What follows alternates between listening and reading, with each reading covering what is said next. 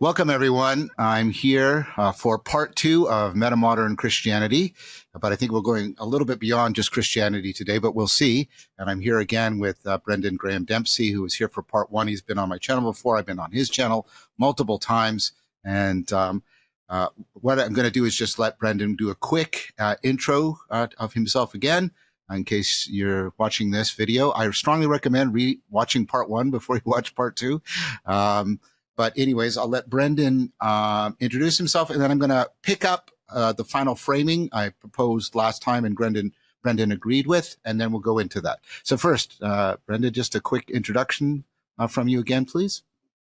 Sure. Yeah. And thanks again for round 2. I'm looking forward to it. I think, the salient thing here is I do a lot of work with metamodern spirituality, trying to explore, navigate, articulate what a robust spirituality looks like, and a deep sense of meaning and purpose beyond sort of modern and postmodern critiques that have been leveled historically against spirituality and religion, and trying to integrate those insights while also transcend them, move beyond them, sort of move through and beyond them. So trying to articulate something that I think psychologically and ontologically is a very rich conception of spirituality that also takes very seriously science and postmodern contextualism, these sorts of things. And largely, for its own sake, but particularly in the context of our broader sort of socio-cultural situation that we find ourselves in, and the sort of need to articulate something like that, because arguably the legacy religions aren't sort of working in their kind of old traditional form, and we are finding ourselves now in a very different kind of social context. So trying to articulate a vision of meaning, purpose, spirituality, value, the sacred, etc., and God in today's contemporary context in a way that really works is sort of been my mission and endeavor over the past number of years. So that's more or less the setup for me. That was excellent. You got a good elevator pitch. So, of course, Brendan, if you feel it's relevant, you can circle back to Christianity per se, but I think we gave that topic a deep discussion last time, and I'd like to move into a broader discussion, a little bit more, although the first one was very germane, but I think this one is even a little bit more pertinent to the project I'm engaging in, the Philosophical Silk Road and the Transcendent Naturalism. And I'd like to pivot to this question about ultimate reality, the sacred God. And I want to first sort of bring up 3 things. Last time I framed it with Schellenberg, and I'm going to start there, but then I'm going to bring in what I think is one central critique from both the modern and the postmodern of a standard theistic model of God, and then say, okay, what do we do with that? How do we go forward with that? So this is going to take me about 5 minutes or so, maybe a little bit longer to set up. So, the premise of Schellenberg's argument is that it is unlikely that in the at maximum sort of 4 millennia that we've had the legacy religions, and that's really stretching it, we've got what ultimate reality is, and that we're spiritually mature. And of course, the 2 things that point towards that, one is a historical argument. The vast amount of time our species has been on the earth compared to the legacy religions, even the amount of time we have a clearly archaeologically recorded spirituality is 40,000 years. And of course, the idea that in that huge expanse of time, not only backwards but forwards, this little slice of 4,000 years was the slice in which we got ultimate reality in its most authentic realization. And he regards that, as I do, both as improbable and implausible, and very, very likely due to our ethnocentric and species-specific anthropocentric biases, which we have overwhelming evidence for being at work in all of our cognition. So very plausible argument, the first argument. The second argument is he's got a version of the hiddenness argument. I don't even need the hiddenness argument, though. I just need John Hick's meta argument, which is when we take a look at the debate about this entity, if that's even the right word, I'm going to use entity just as placeholder thing that I can refer to, not as designating an object or a spatiotemporal thing, right? God, the idea that that God wishes a personal relationship with us seems to be undermined by the spiritual ambiguity of the universe. We've had 4,000 years of argument and debate and confrontation, and this is where the pluralism problem comes in too. We have many different frameworks, and in terms of the quality of the people produced, the wisdom, the compassion, the virtue, there's no way of claiming, well, this is clearly the path. So people will claim that. There's no empirical evidence to support it. The empirical evidence supports exactly the opposite. It supports the pluralism problem. So we have the pluralism problem, the spiritual ambiguity. And a good reason why that might be the case is because we are spiritually immature. So you get a convergence argument that we're spiritually immature. And then that means what we need is we need to orient towards ultimate reality in a way that prioritizes our maturation over our coming to any propositional conceptual conclusion. We have to prioritize the process of maturation. Okay, so that's the first premise, and there's an argument for that premise. The second premise is this idea that we have types of descriptions and types of transcendence. So there's three dimensions in which something can be transcendent, some entity, again, with that qualification that I gave around entity. It can be ultimate reality, it can be ultimately transformative, and it can be ultimately navigational and narratively guiding for us. Schellenberg argues that strong transcendence is to have the triple transcendence. I argue that that's a great definition of sacredness. And when you look at many accounts of sacredness, those three dimensions are the ones that come up again and again and again and again. Okay, so that's strong transcendence. And then we have from Geertz, although he doesn't really cite Geertz, which he should, we have the notion of our description, our representation, our conceptualization. A thick description is one that shoots for completeness, conclusiveness, some kind of certainty. Therefore, it's driven towards the measure of the claim of getting it right. And of course, that is the claim that is very deeply undermined by spiritual immaturity, the first premise.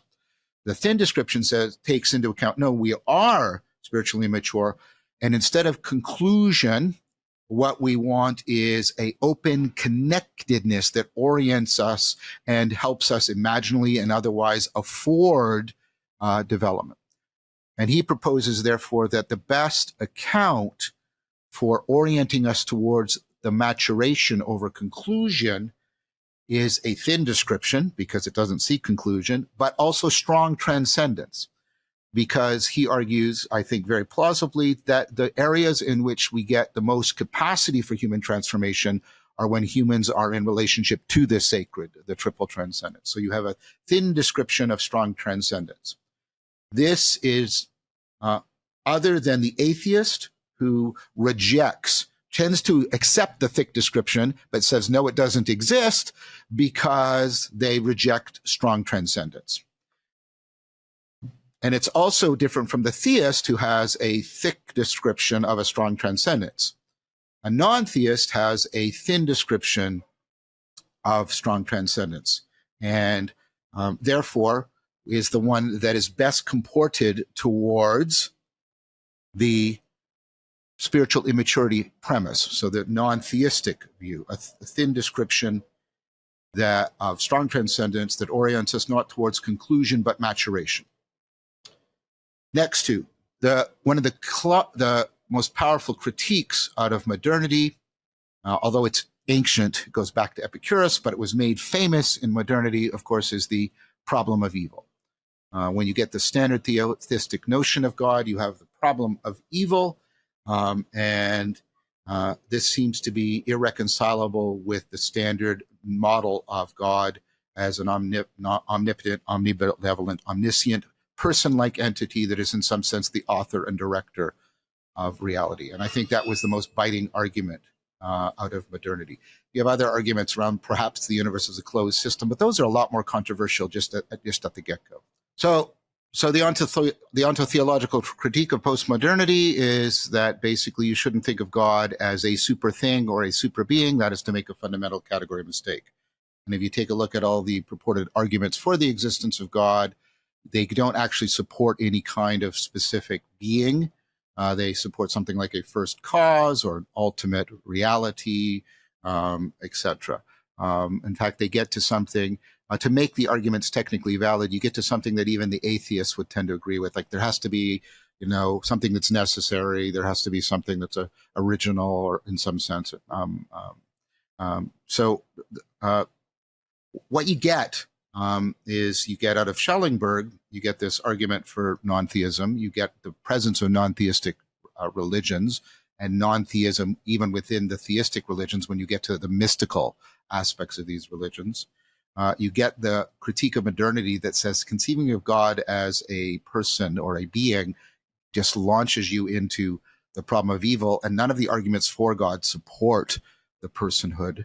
And then finally, you get the postmodern argument, which is the ontotheological critique, that to think of God as a being is to both misrepresent God or misrepresent ultimate reality and misrepresent being, and therefore misrepresent the relationship between being and ultimate reality, which is an ultimate mistake, at least according to Heidegger. So that is the problem. The problem is that it looks like, well, I'm explicitly arguing for we need sort of a non-theistic approach, and we need one that can deal with the postmodern critique, the modern critique, that can deal with the spiritual immaturity hypothesis and can deal with the pluralism issue. So that's it. That's all you have to deal with, Brendan. That's the problem. But I'm trying to present the problem as, I think, as clearly as I can. I will put my cards on the table. Any conception or proposal about God that doesn't address all of these seriously, I do not take seriously. I think it being motivated by something other than a responsibility to reason and evidence and spiritual experience, mystical experience. And so that is my stance on that. And so I think a non-theistic account of the sacred is very viable for us. And we have clear historical evidence that that is the case. So just saying, well, nobody can do that, that's just false, because we have non-theistic religions and non-theistic philosophies. And so I want to know what you think about this. And I'll lay one more card on the table. I think this overall approach actually can sit very well with the ontological approach that you know well because you were on the show that Greg and I are working out called transcendent naturalism. And so that's the overall, and I'm really, I'm putting all my cards on the table, so to speak, and presenting you with the challenge and what you might think about God in respect to that. And then if you think, here's the second question after addressing the first, is Christianity recoverable after these critiques? That's quite a formidable set of issues to tackle. Is it fair, though? Is it fair? I think it is. I think it's totally fair, and I think you're putting your finger on the sorts of things that need to be tackled head on.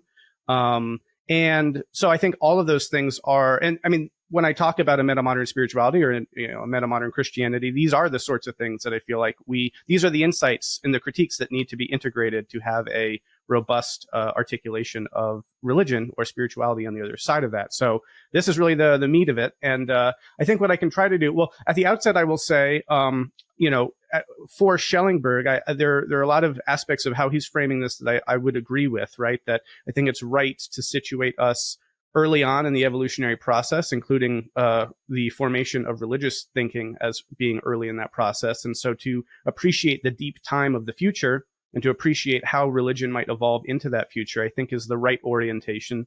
I also think it's the right orientation, and I guess this is intimately related, to look for the resolution to these problems in what is to come, in the developments, in the maturation and the unfolding, not to try to sort of retroactively salvage from some maybe arcane readings of the traditional materials, the answers that as though they already exist latent in the text. So this is the project, I think, of religious evolution and transformation, innovation, inventio. That it's presented with these issues, and then we cannot simply go back to earlier formations to seek the resolutions to these. We need to tackle them head on. So I think all of that's right. What I could attempt to do then, if you'll give me a little bit of space to unfold some thoughts. Take your time, Brendan. Okay. Would be that, I'll present some responses to this, and then we can, at the end of that, see if this is an adequate way of responding to these issues. So to that end, yes, I would attempt to try to orient us to this response through a couple of key terms here. One is meaning, and then I want to talk about learning.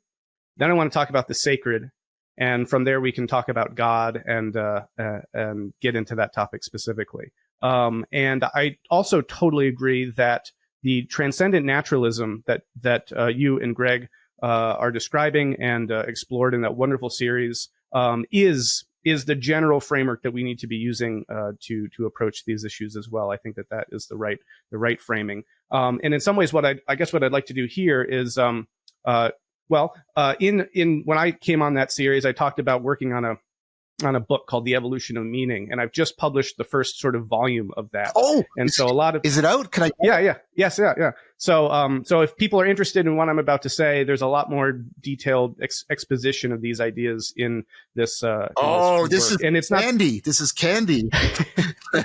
And it's not to be clear, it's also not the full thing yet. I'm going to be sort of releasing serially each sort of chapter as its own kind of standalone volume. Otherwise, it would be a lot to kind of bite off all at once. So the first sort of book that I've released is called A Universal Learning Process. And so I want to come at this issue through the lens of learning and through meaning, which again, this is kind of all about. So I'll start there. And again, this will be a little bit of a whirlwind, but I'll try to set something up. So, and to take your time, like really. Okay. I mean, I'm just enthusiastic. I'm not impatient. Great. Okay. So with meaning, I think we can have some kind of working agreement out of a lot of the work that you've done on the topic that let's talk about meaning as a transjective relevance to systems in environmental contexts, right? Yep. So we got to start there. So we're already from the get-go working with this notion of an environment and a system in that environment, and meaningful information is that which is that information that has causal power on the on maintaining and enhancing the viability of that entity in context, and hence the derivation from that of value and the kind of intrinsic meaningness of that. So we've already moved into a new framing of the meaning issue that I think is naturalistic, and it's sort of intrinsically grounded in the system environment dynamics. And so there isn't this sort of transcendent bestowal of meaning in traditional theological terms. All that's kind of there. So working with that conception, right, that there is information and that there's information tying entities to their contexts that has that is semantically meaningful to them, to the degree, again, that it is what allows them to stay far from equilibrium, maintain their homeostasis, and ultimately flourish in their context. That is the meaningful information. And then a lot of other information out there is not meaningful to that degree, and hence they're able to safely ignore that, and hence the relevance realization component of that. So if we're talking about meaning as information that with causal power bearing on the viability of entities in context, then there is a way in which one can, let's say, be in relationship to that information that is deeper in, how would you say this? What I want to gesture to is that there's a learning component here, that when I acquire information about my environment, I can acquire more and better information about my environment, and then, in a sense, get a better grasp of meaning, right? So what is the information that I can acquire through my learning process that gives me greater affordances, that gives me a more optimal grip? And we're already also working in the context of being in relationship to my reality, right? This is not just, a meaning that I subjectively overlay on reality. Yeah. This is meaning that is linking me to reality. But that can be done to varying degrees of success, you could say. And so that's part of what learning is, right? Now, so once you've got this idea that there's meaningful information and that entities learn meaningful information and that there are kind of varying gradations to that process, There's another layer here that relates to the fact that the universe is itself complexifying, that we experience a 14 billion year long process of cosmic evolution that's generating more informationally rich entities in the cosmos. Mm-hmm, mm-hmm. And so again, a number of these things we talked about in that Transcendent Naturalism series, and I tried to draw on Greg Enriquez's U-Talk model here to kind of frame this very clearly, because with his matter, life, mind, culture model, you get these agent arena couplings at these different behavioral levels of complexity, right? So you have objects in their field at the matter level. You've got organisms in their environment at the life level. You've got animals in their ecologies at the mind level, and you have persons in their cultures at the culture level. And so these create couplings of systems and environments that have meaningful information being exchanged between them, right? And these are also emergent levels. So it's like the meaningful information that I, as a cultured person, am going to be processing is going to be different than what an animal in its ecology is going to be looking for, because I have symbolic linguistic information processing capacities that the animal doesn't. So there's emergent levels of meaning that actually come out of the cosmic evolutionary process.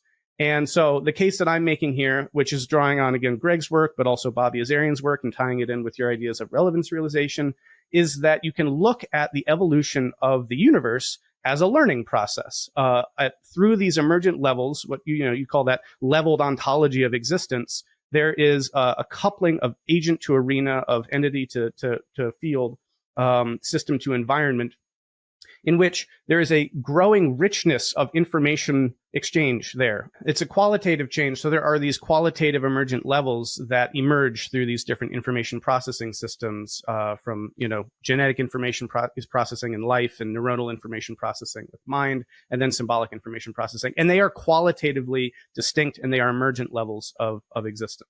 Okay, so that's sort of the architecture that I want to work with. And I think we kind of got through that in the Transcendent Naturalism discussion with a brief touch on this notion of the sacred then. So we moved from meaningful information to learning meaningful information and situating that in the cosmic complexification process as one leading to deepening and complexification of meaningful information in the cosmos, you could say, through different agent arena couplings.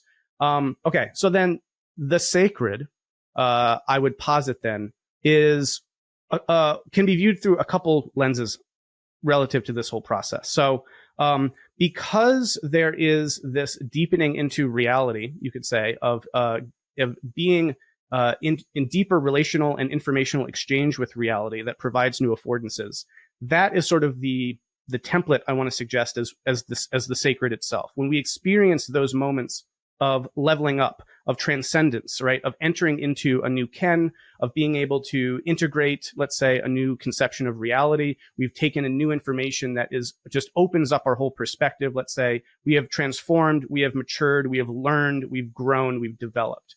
And so there's an inherently sort of normative aspect to this deepening learning process, to the degree that it is able to provide us new affordances by learning new information to then, kind of aid our reciprocal opening into existence and deepen our relationship with reality itself. And the hypothesis then is that when we use a word like sacred, we're predominantly speaking about human experiences of this process, right? And so when we think about these moments that kind of count in our experience as being a sacred moment, they are gesturing in that direction, that something has opened up for us. And there are many examples could be used to kind of support this idea, but everything from religious experiences to some kind of healing or various kinds of, that encounter with the numinous, right? Whether it's a birth or a death, where you're at the kind of liminal, the thresholds of reality, and you're kind of getting a peek into something beyond. And the awe and the wonder experience that we also traditionally associate with the sacred. And we talked last time about the numinous, and I think talked a little bit about Rudolf Otto and all of that. And it's all of that. So I think we're all on the same page already there with that sense of the sacred as being, as referring to those moments of sort of the leveling up process. Now, I think we can go a little bit deeper with this. I think we can also appreciate that these agent arena couplings at the culture level include people in cultural contexts, meaning for me to gain meaningful information about all of the domains of reality that are going to have bearing on my viability, I have to be paying attention in a very important way to my cultural context and to social relationships and all of that. And again, this is sort of a qualitatively unique level to meaningful information learning at the human level. But for various other reasons that could be unpacked, I am intimately related to my social embedded context. And the socialization and enculturation process is this distinctly human situation where I am using the language and the symbols of my society in order to formulate my own psychological egoic formulations of self, right? So, yeah. And then another way of thinking about how the sacred is operating then is sort of as a template that sort of is employed to assess novel information when people as part of societies encounter that information. So there's a kind of predictive processing element to this, right? We have these sort of categories or schemas then that we can assimilate our experience into to try to make sense of it. And so when we have a conception of the sacred, in a sense, we are then able to draw on that to make sense of new things that are updating, in a sense, our world model according to that framework, essentially. So there is a capacity then to be able to, through that, actually update the sacred itself as we conceive of it. Like the schema of what we are conceiving of the sacred is sort of like, I'm seeing this, I'm experiencing this, and now I'm interpreting that through these other established normative gains of the sacred in society. But this is something new, and this is not just the old thing, but it does somehow comport with or track with earlier conceptions or framings of the sacred. And so now there's an ability to update the sacred itself. And so this is part of how, through the learning process, the sacred gets updated through time, through culture, so that what you wind up then seeing is that the sacred takes on new forms over the course of cultural evolution or cultural complexification. And so in the same way, in a sense, that things leveled up in matter, life, mind, and culture, and that leveling up to higher levels of emergence and complexity was what we were referring to as the sacred. Across those levels, so within levels, this is also occurring when you get new emergent capacities and affordances and deepening into that.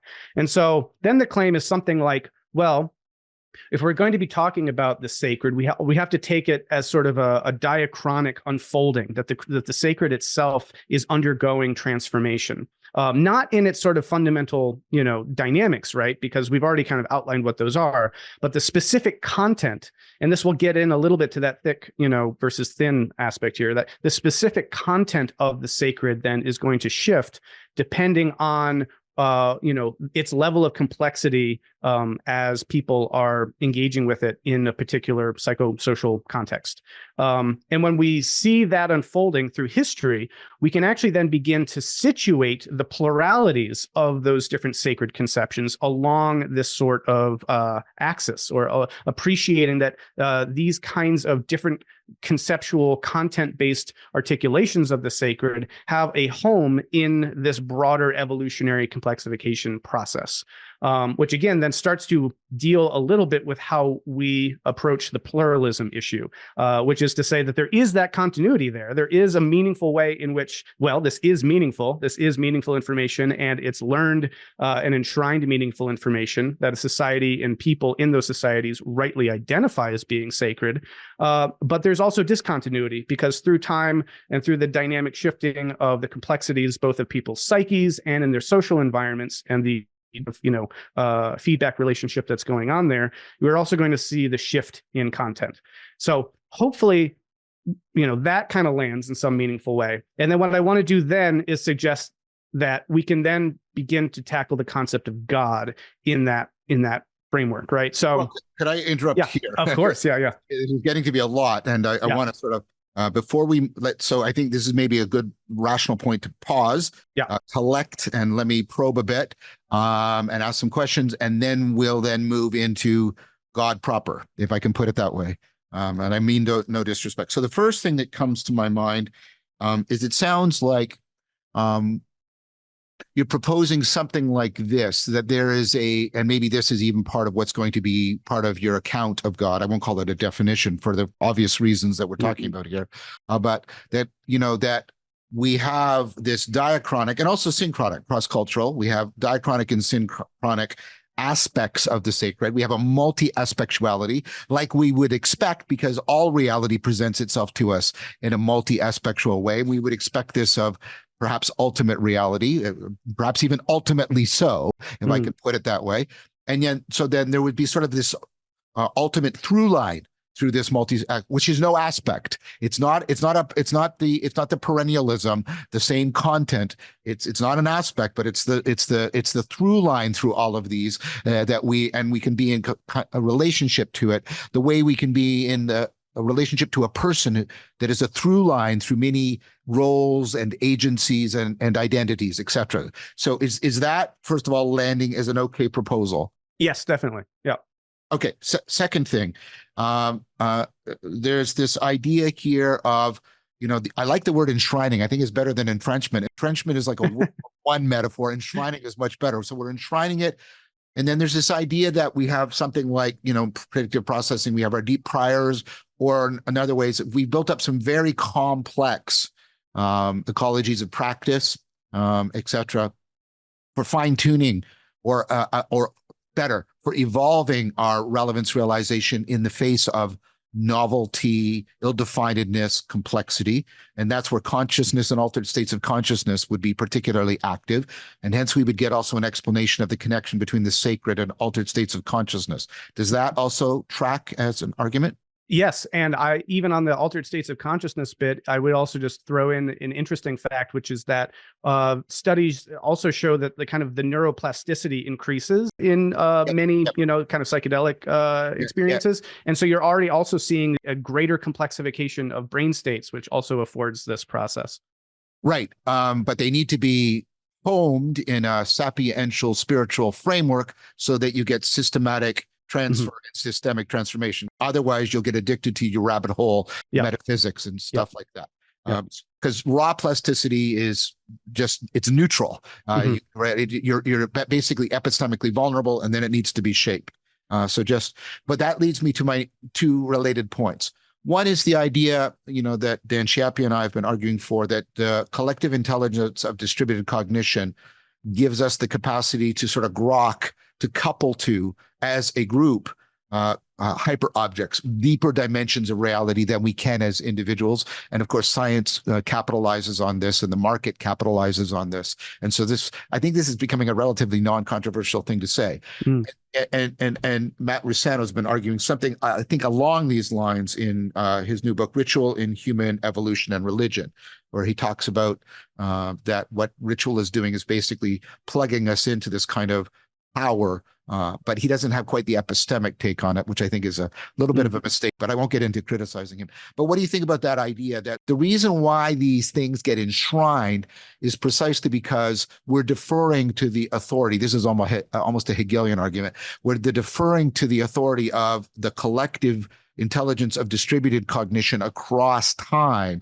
because it has a greater capacity to sort of track and grok hyper dimensions of reality in some fashion. Yeah, I think that's there's a lot to that. I think that's right. I think also that when you appreciate even just the individual psyche in how it kind of comes to be formed through enculturation, there's already a sense in which it is inherently the formation or the product collective intelligence, right? And so all of those dynamics are key in the sense that I think this gets to this transpersonal element of the psyche in relationship to society, and that the normative, meaningful information that helps cohere that system is a kind of collective justification system that's able to bring together learned information from all of its sort of members into a collective whole that is what then is in the process of being updated through time diachronically, if that makes sense. It did, and it sits well. So we're sort of online, and this also overlaps with spirituality, or it's the sacred having to do with wisdom, which is not just learning more, but learning better, learning about your learning and improving it recursively. So all of this, you're nodding, so all of this is landing. So I can now sort of pose a challenge to you on behalf of the traditional theist, but from our framework, which the traditional theist wouldn't do. So we agree we have sort of the shared framework, which is, okay, so we got all of this and we have all this research that, that the distributed cognition is accessed, interfaced, wisdom is cultivated, personhood is cultivated dialogically. And so I would look for a dialogical relationship with the sacred, which means I want to be able to talk to the sacred. I want to be able to enter into conversation with the sacred. And doesn't that require something like the sacred being a person? Yes. Okay. So this is really important. Okay.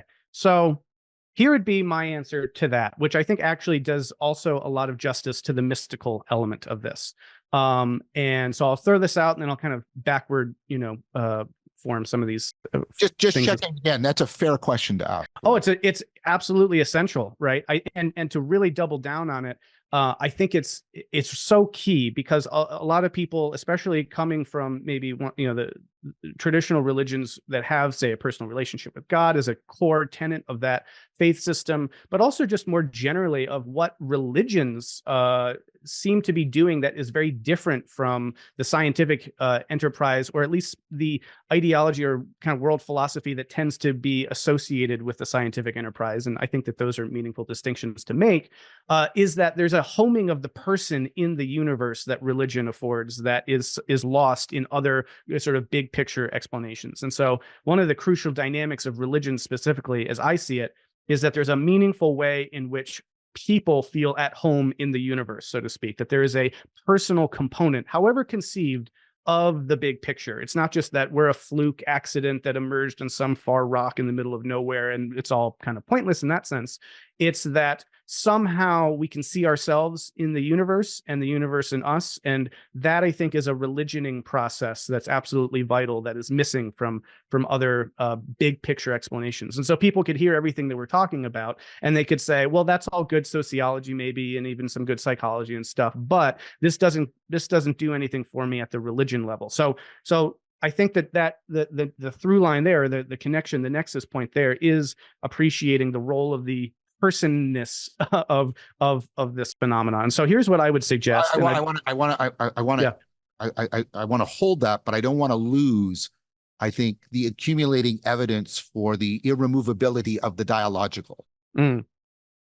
Both for our rationality, it's increasingly becoming the case that our reason is dialogical in nature, that are interfacing with collective intelligence does dialogical, that are becoming wise depends on dialogical. I've got a whole series making that. So I agree with the personhood, but I want to really press on the dialogical because I'm not being crude here and I'm not being disrespectful. And so I'm just trying to be sort of quick and fast. People feel, I don't even have the right verb, they apprehend that they need to be able to talk with and to the sacred. I can still see that you could think of being in relationship to something you don't talk to as still a way of cultivating personhood or something like that. I don't want you to lose that thread. I agree with it. These are bound together, but I don't want to lose the dialogical. The dialogical, I think it's the cutting edge of the sword, if I can put it there. Okay. Well, I'll throw this idea out and then I'll try to fold the dialogical back in and see if it is sufficient to kind of answer that felt need.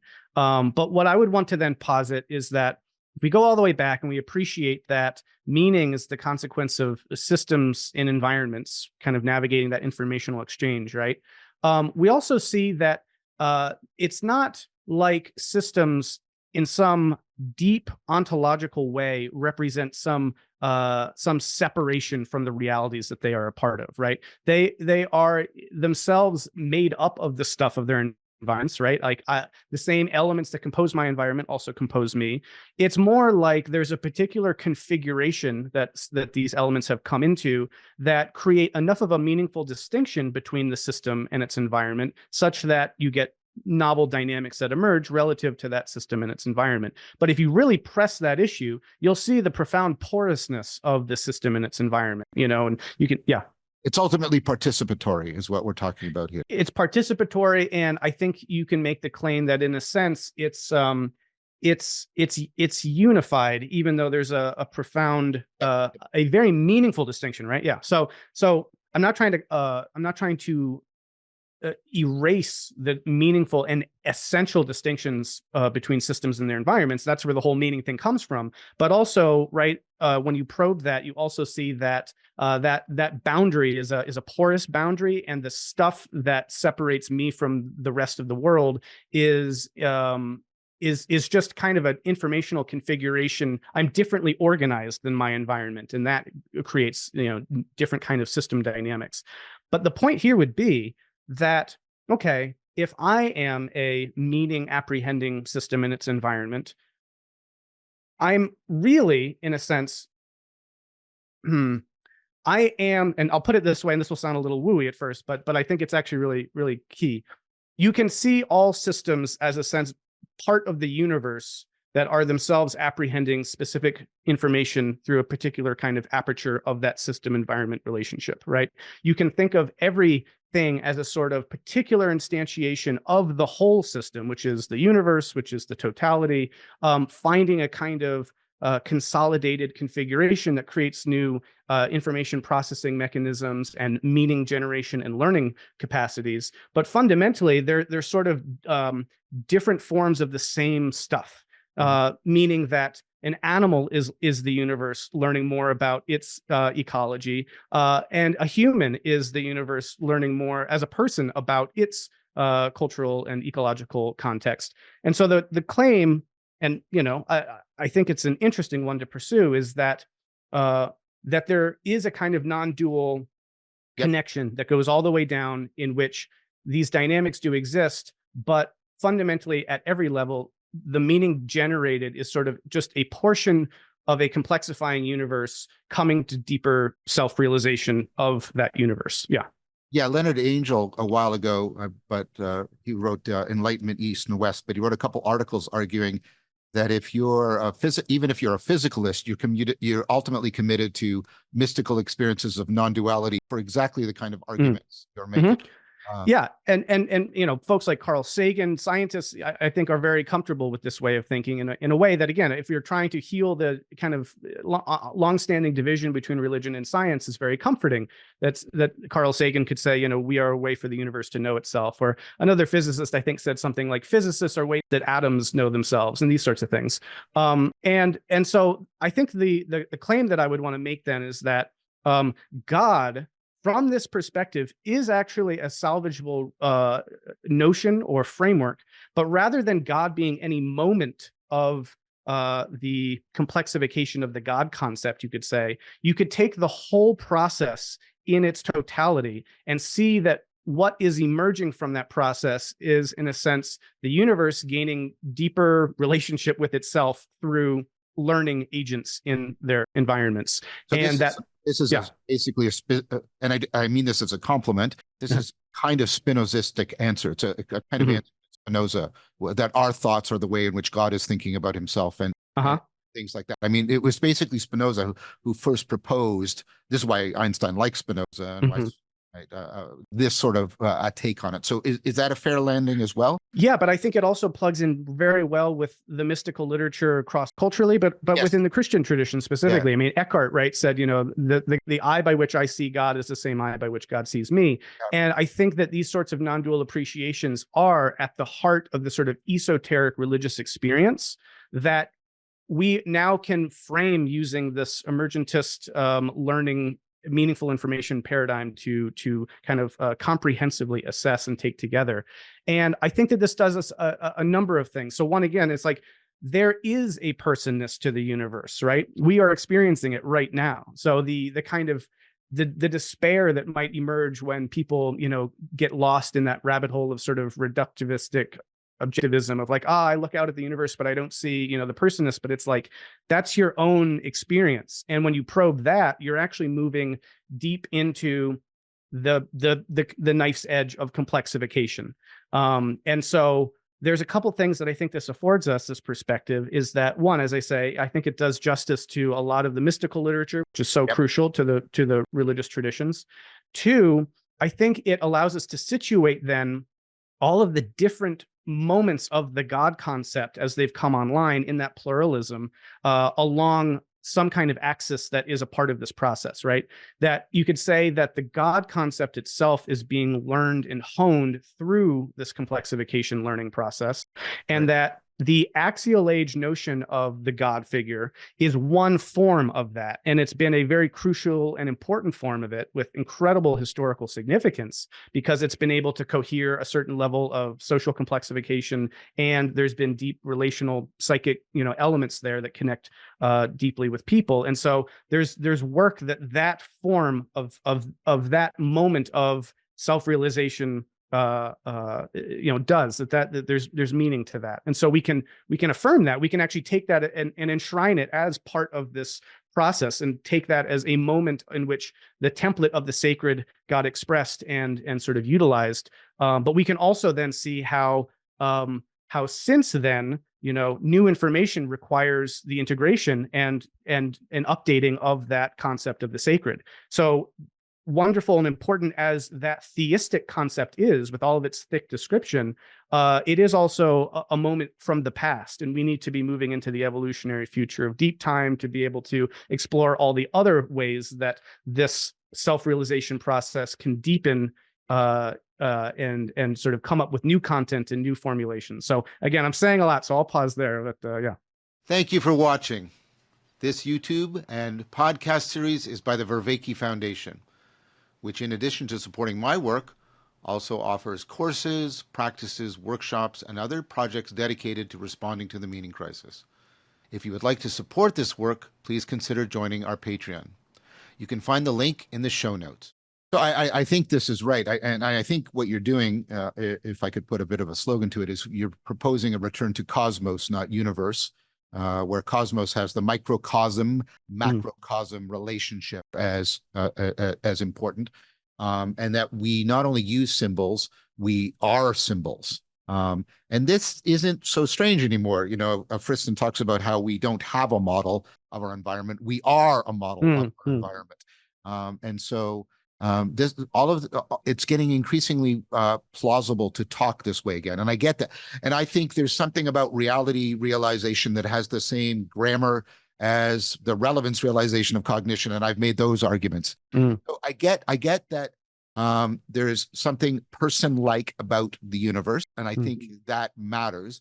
And, but as I said, I think, like you said, I think there's something also cat-like about it, and there's something rock-like about it. And, before people get, read Dionysus and all the names of God, right? Read Dionysus and all the names of God. If you're an Orthodox Christian, go read that, because he's not making an argument any different than the one I'm making right now. And so I think that I get that. Now, but when they asked Tillich, did he pray? He said, no, I don't pray, I meditate. And for me, it's like, I get the apophatic. I get that this is, and I even hear you proposing that probably the apophatic apprehension of the non-dual is an essential feature of the sacred, because it seems to be a through line powerfully. And Bracken argues that very well in The Divine Matrix, which is the travelogue for the philosophical Silk Road, by the way. But I still think the traditions also, even Zen, you have this to and fro between the apophatic and the cataphatic, the needing to talk and not just speak. But again, I want to bring out this, people could agree to all of this, but they'll say, but I need to be able to pray. And who am I praying to, and what am I praying to? Now, I have to admit, I've been talking to a lot of people who pray, and they're not theists, but they feel that prayer has come back to them, and they don't know why or how, as a way of realizing and appreciating the advent of the sacred. So that, I want to keep landing on this, because cross-culturally, prayer seems to be a universal, even into indigenous, right? And so you see and one way to take this, building on what we said last time, is, well, this is indispensable imaginal, like your inner space.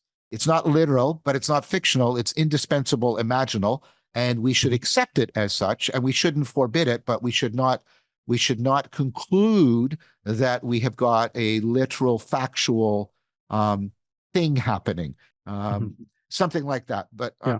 I don't want to prejudice you. That's how I try to take this up. I say, Yeah. yeah, I think the argument for the irremovability of the dialogical is there, but I think that same argument also points to that very dialogical being inherently imaginal in nature rather than being literal. Yeah. Well, okay, so there's a couple of ways this could be approached, and I'll try two of them. And one I could say is rather uncharitable, and it doesn't leave prayer looking very good at the end. But the other I think is more charitable. But I think both could be true. And so also what we mean by prayer, it's not always just one thing, right? And different people could be praying in different ways and for different reasons and have different conceptions of it. So naming all that, the more uncharitable approach to that would suggest something like, well, if we are going through this sort of maturation process, and this is unfolding not just ontogenetically, at the individual level, but something like this deep time evolution of the species, then we would expect there to be earlier, less developed, less mature ways of conceptualizing ultimate concern, ultimate reality. And when you look at the dynamics of learning, assimilatory processes are always the default. We tend to allied new information with what is already known. And so, and I mean, here the Piagetian frameworks that can be very helpful for this, and kind of constructivist philosophy in general, is that our kind of schemas that we use, our priors that we use to make sense of the world, they start with our embodied nature and our social nature. And so we see that it's the tendency in early stages of socializing of thought that we tend to project agency onto the world because those are the schemas that we have to make sense of it. And so you could make the argument, again, the uncharitable one, that prayer is just that happening, but over the maturation process, that falls away as we, Yeah. So let's take each one of these in turn. So this is something like the hyperactive agency detector hypothesis that many people in a certain reductive, dismissive account of the cognitive science of religion. Well, we have this detector for agency, and it was very adaptive in our environment because looking for agents helps us avoid being prey and helps us find prey. And so, and we don't mind if it gives all kinds of errors because the benefits for when it works are fantastic. And so it's this error-ridden, but nevertheless still beneficial machine. And you get that kind of argument by a lot of people. And so now what I just want to respond to that is the problem I have with that argument. I'm not saying you're making that argument. I'm trying to land it in a specific version. Is all the independent evidence that I've alluded to of the dialogical being essential to us as mature, as being irremovable from our rationality, our metacognition, et cetera, et cetera. And so this is why, while I don't deny that there is probably superstition in the sense of a hyperactive agency detector that's at work when people are praying and doing certain kinds of things, I doubt that you could dismiss all of the phenomena by saying, if we controlled for that, people would not, because people talk to themselves. And so, oh yes, they don't talk to their invisible friend anymore. They don't have Winnicott's transitional object. Yes, they do. They just put it inside their head and they talk. That's where their transitional object is now. And pretending that that's not the case, I think, is pretense.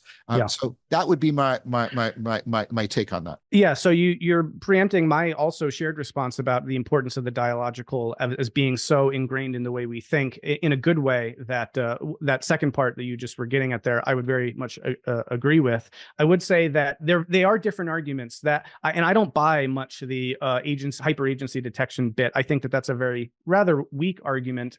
It's sort of an evolutionary biology explaining away of religious phenomena, and but I think there's, in the learning framework that I'm proposing of these things, I do think there's a stronger case to be made that if you study how we learn and you recognize that we begin with assimilatory schemas that are person-like, because that's how we begin, and then only through time develop the differentiating capacities to think more objectively, then you can situate some of that religious phenomena as being exemplary of sort of earlier stages of the learning process. But I would agree with you that, go. First of all, I was pushing back, but I agree with that. I think that's well said.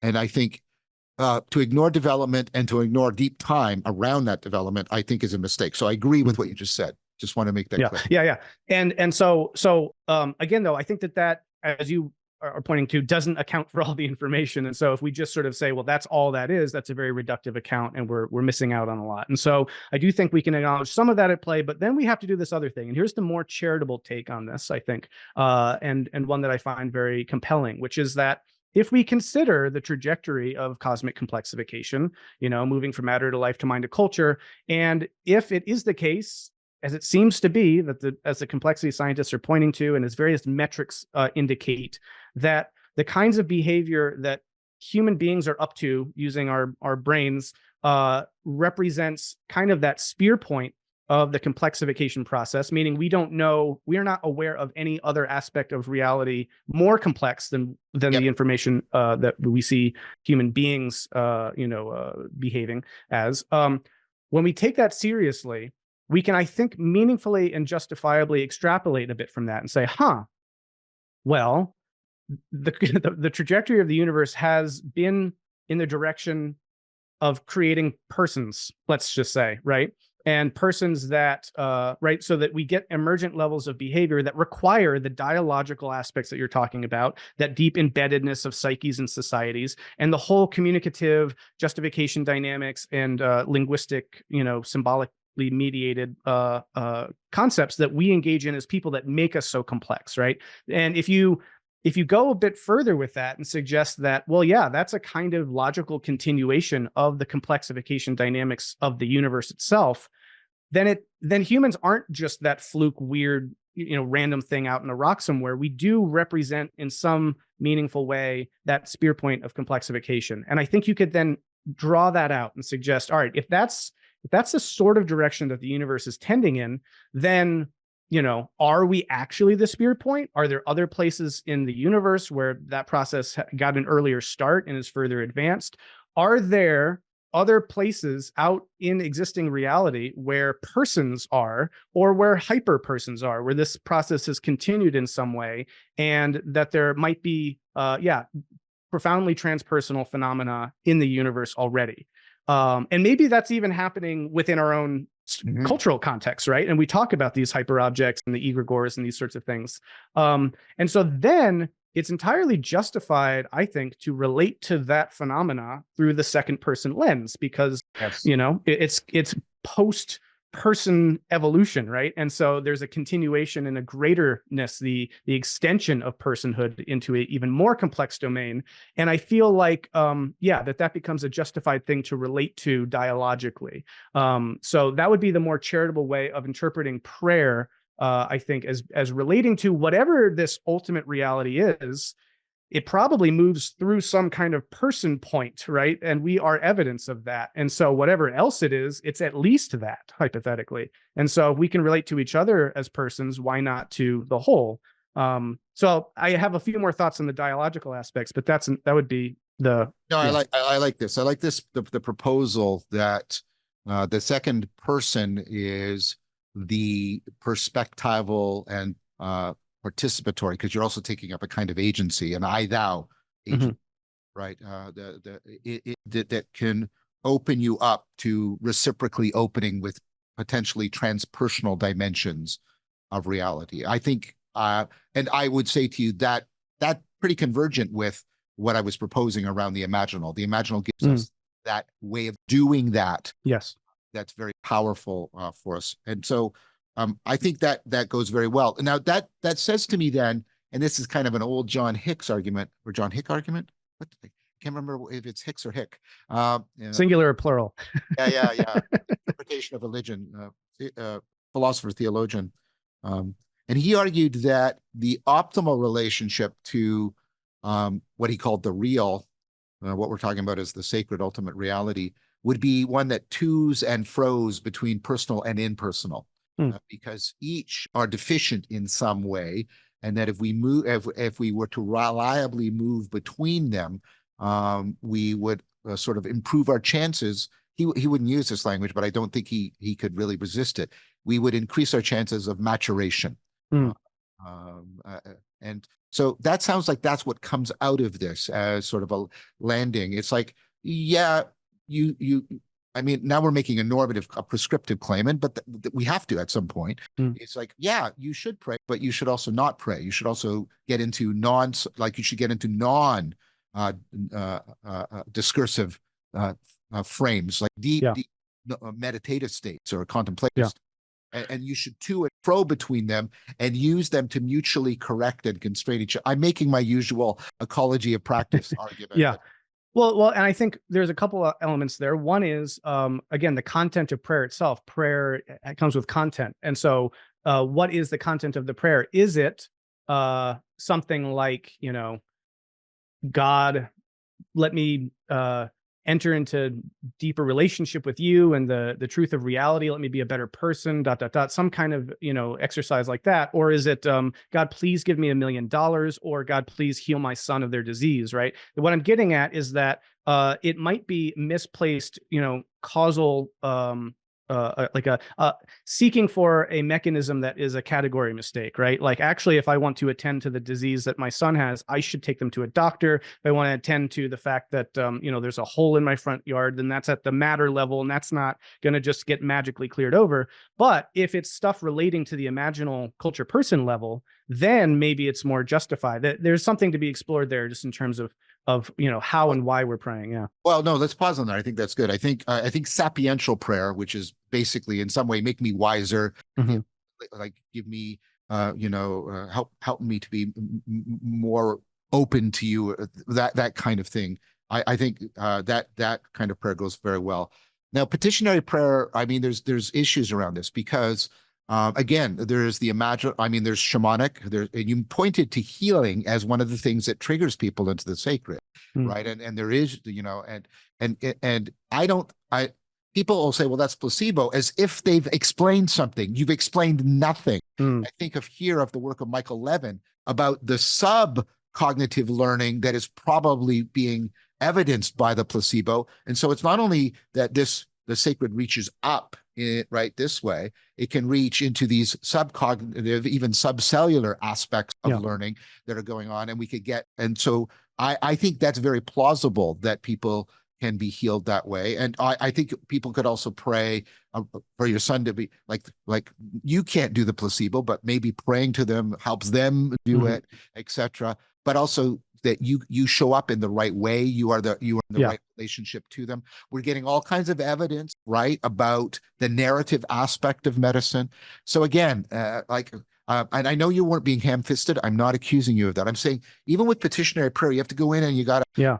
I think this is what we're talking about. It's like we're rejecting both the Enlightenment and the traditional understanding of this. It's there's a lot that we say, I think we're agreeing on. No, there's a lot that we can't carry forward, but there's probably a lot that is real there that we have not yet discovered. Yes, I think that's true. And I think that it's difficult also, though, because for a lot of these kinds of conversations and trying to reformulate concepts of God and prayer, right, there's always the question of, at the end of the day, will this land for someone coming out of a traditional context, right? Or will it just land as you're explaining away, or you're just materializing or naturalizing or something? And so I do think there are all sorts of ways that psychosomatically, psychoculturally, something like prayer is not just a simple, the way that the kind of classic modernist Enlightenment kind of approach of just like, oh, that's silly superstition. It's like, wait a second, this is deeply embedded and enmeshed in cultural contexts and the way that people so there's so much that can be said about that. There is just the issue of, like, if you tried to communicate all that, would a traditional devotional believer say, yeah, but that's not what I'm talking about, right? And so that continuity discontinuity thing is important. But I would also want to make another case for the dialogical here, which we touched on briefly, which is that, again, if as you say, we talk to ourselves, right? Myself individually is an embedded, what would you say, kind of personalization of the collective language and thought and all of that. And I use all of that in becoming who I am. And so I'm not this, again, speaking of breaking with the Enlightenment tradition, I'm not this atomistic individual that can just be clearly cleaved from society. I am in this continual exchange flowing back and forth with my society. And that exchange is a dialogical one. It's that, also with your body. Your Yeah. body is a dialogical relationship, right? In a very, Sure. very profound way. Yes, go ahead. So I would want to make the claim that even when we consider relating to ourselves, we are engaged in a dialogical process. And Yeah. again, my ego is always telling stories to me, and I'm narrating in my mind, what it is I'm doing and why, as though there's a little person out there who's also in here, and that's how I make sense of things because, and Greg Enriquez's updated tripartite model of the psyche is great for trying to, situate all this in the complexification narrative. So that being said, when I, as an individual, relate to, let's say, the totality, ultimate reality, as the universe, right, experiencing itself, you could say, there's something then inherently dialogical about that. It's already baked into the mix, right? I am in learning more about myself. In that self-realization, I come to experience the other. I come to see my dependence upon the other and to see how enmeshed I am in a collective. And so I feel like we don't lose the dialogical even when we embrace a kind of meditative relationship to the divine, as though one is second person, one's first person. I think that might be a false dichotomy. I think that's well said. I like that. I've been arguing for something similar about these sort of interweaving of noesis and dianoia, the noetic, the sort of the insight sort of type of processing and the inferential kind of processing. And of that, of course, would take us into Ian McGilchrist land, but which would not be a bad thing either, because he's also engaged in this same project of trying to recapture, trying to recover in Tolkien's sense, the sacred. So, I mean, we're coming towards an end. I really want to thank you for this. This has been tremendously beneficial. I want to ask you my final question, and it's, do you think that everything we've talked about from your not apprehension of it, your gathering of it together, your logos of everything, do you think that this meets the triple transcendent, that we're talking about ultimate reality, something that affords ultimate transformation, and something that gives us ultimate navigational and narrative guidance? Yeah. So when I was reading Schellenberg, I was thinking about this a lot because the descriptions, there's a sort of way in which all of them, thick and thin and strong and weak, I could make a case for all of them, that there's some element that I think I'm comfortable with in all of these, right? So it's a little hard to say simply yes. And I think the biggest thing for me is this, right? We don't know, because it's an ongoing learning process, what the ultimate is, right? Yes. Yeah. So to say that, this meets the conditions of these kinds of ultimacies is a little bit of a confusing thought, because what I want to suggest is that what we mean by God is this, in a good way, continually receding horizon of the ultimate, right? And that we get closer to that ultimacy through the learning process. And we generate this plurality of images of that, we do the cataphatic thing as we move towards the apophatic, receding horizon of ultimate reality. So then the question, I guess, is like, what are we talking about? Are we talking about a placeholder for the ultimate that we are approaching? Or are we actually saying that this is the ultimate? But I feel like if we try to make that claim, that's like the one thing that always gets exploded whenever we try to say, oh, we're talking about the ultimate here. So, and then this leads to the thin, thick thing, because if we have a very thin appreciation for that, which I think we want to do, because we don't want to prejudge things, we want to leave room, openness for that as we move towards that horizon, what comes out of that we can't anticipate at present. So we want to leave that very open. But there is content that comes out of that as we move towards it as well. So I don't want it to be so thin that it doesn't have that content. And I feel like what we've been talking about is rather content rich. So I feel like I'm somewhere in between these kinds of, I don't know, this is maybe why I'd make a bad analytic philosopher, because I want to kind of have my cake and eat it here too. I think that we're gesturing towards this ultimate, but I want plugged in, maybe here's a way of putting it. Whatever the ultimate is, it needs to include the sense that it is self-transcending, or that it is open, right? It's an open ultimacy in some way. And so the problem I have with the hang-up I have with ultimacy as being this thing we want to prioritize is that it seems like a closure, ironically. You know what I mean? Yeah. So I don't know. That's a brief response to that.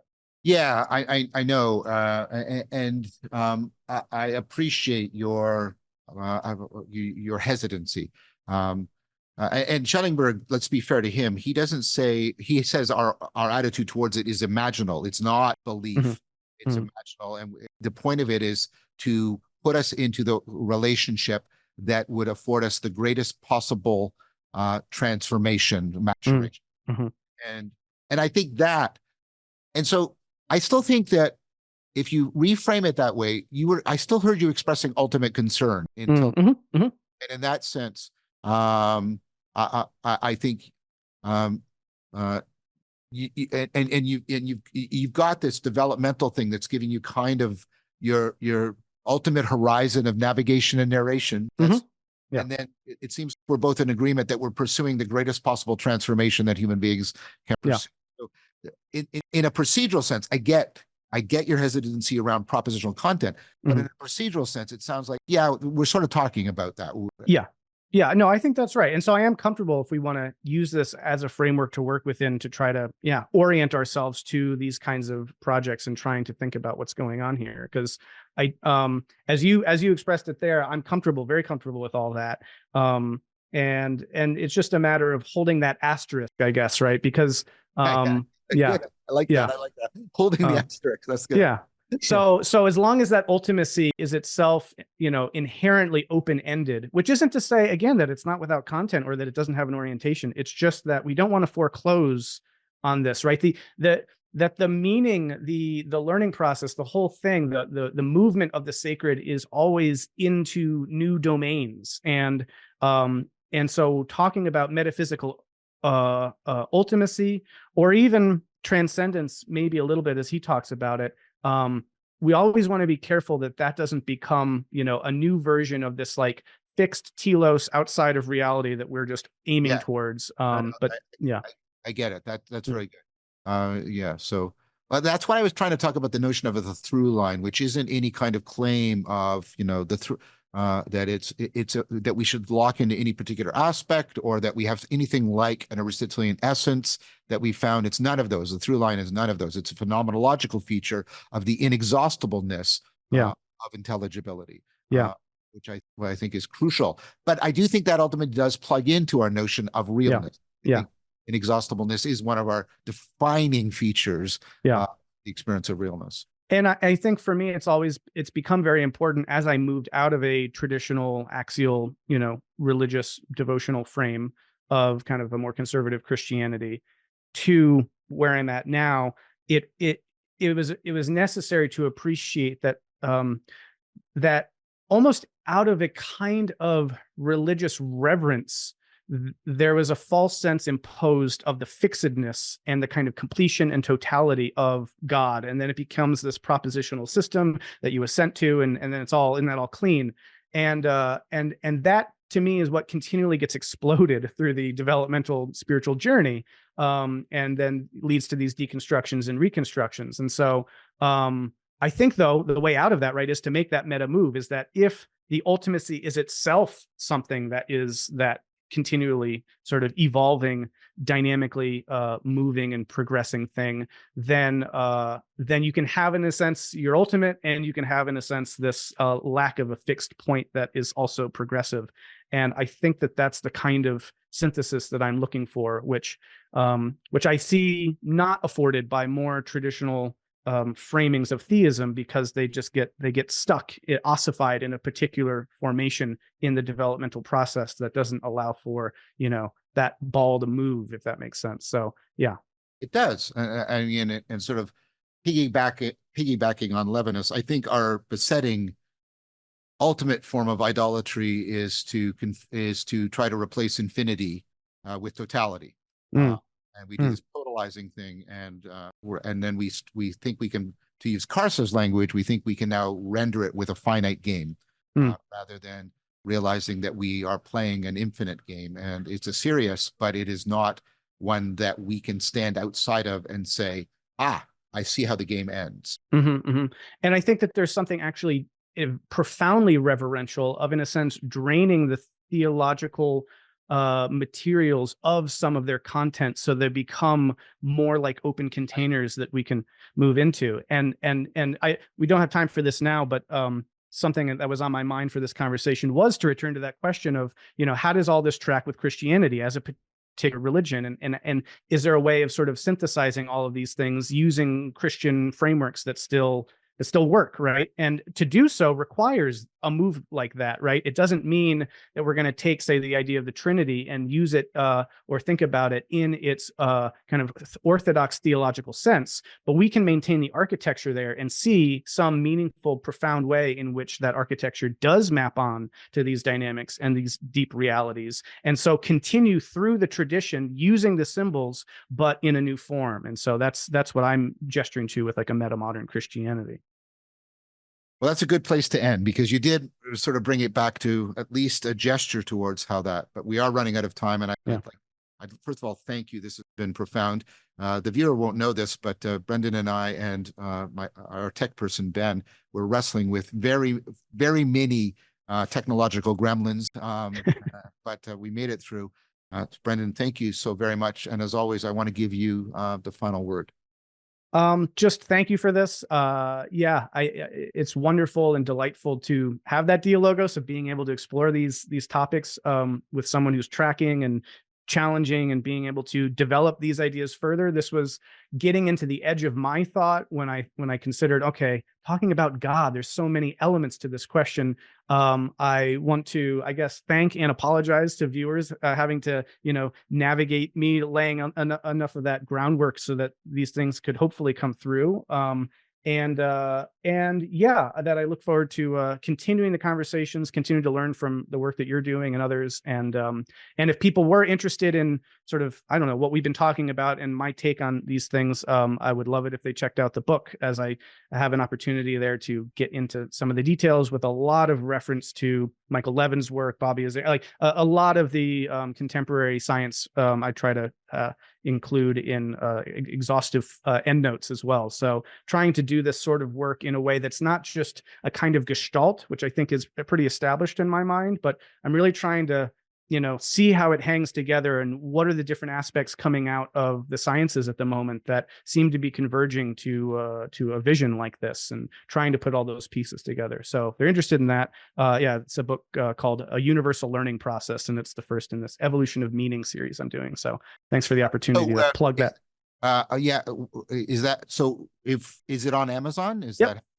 So what's the title of the book? It's called A Universal Learning Process. And it's the first in this Evolution of Meaning series. And eventually, I mean, this is going to be a big book where all these come together. So this is laying some groundwork that then we'll be able to, in future volumes, I'll go through more of the human learning process and then get into the, psychocultural aspect of this, and then go through these different moments of the cultural evolutionary process relative to the sacred, and how the sacred shows up and manifests in different moments of kind of cultural evolution, and how there's a kind of refinement of and learning of the God concept through time, you could say, which is my passion as a research topic at the moment. So yeah.